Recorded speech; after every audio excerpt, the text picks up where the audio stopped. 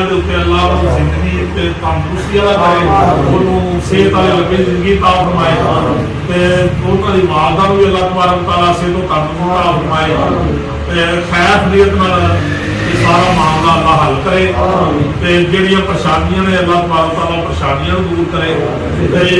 अल्लाह तबारक तआला तमाम दोस्तां दे इज्जत जानो माल च खैर बरकत अता फरमाए और सानू तमाम दोस्तों को अल्लाह तबारक तआला नजरे बातों बचाए और सानू इसे तरह अच्छियां महफिलां करन दी तौफीक अता फरमाए। अल्लाह तबारक तआला इन्हां जिहड़े महफिल होई है वो मुबारक महफिल दे सदके और अपने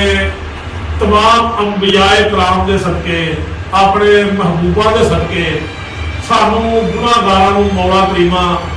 ਜਿਹੜੀਆਂ ਚੀਜ਼ਾਂ ਅਸੀਂ ਨਹੀਂ ਵੀ ਮੰਗਣ ਦੇ ਕਾਬਲ ਨਾ ਸਾਨੂੰ ਮੰਗਣ ਦੀ ਇਜਾਜ਼ਤ ਹੈ ਯਾ ਅੱਲਾਹ ਤੂੰ ਤੇ ਜਾਣਨਾ ਦਿਲਾਂ ਦੇ ਭੇਦ ਮੌਲਾ ਸਾਨੂੰ ਆਪੇ ਹੀ ਅਤਾ ਫਰਮਾ। ਆਮੀਨ। ਅਸੀਂ ਮੌਲਾ ਤੇਰੇ ਬੰਦੇ ਹਾਂ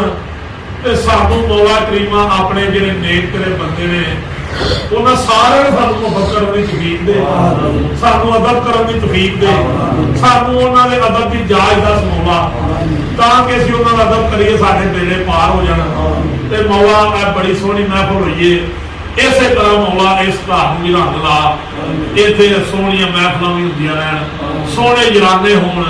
सोहणियां मुहब्बतां होण, एक दूजे दे शर्मो हया होवे मौला। असीं ते तेरे कोल हथ चुक के मंगने आ मौला सानू मंगण दी इजाजत नहीं मौला तू नहीं ता या अल्लाह।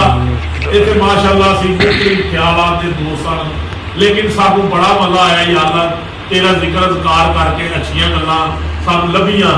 ते मजीद साथ या अल्लाह सानू लभा ते तू ही सानू मौला तौफीकां देनियां ने असीं तेरे कोल ही मंगना है,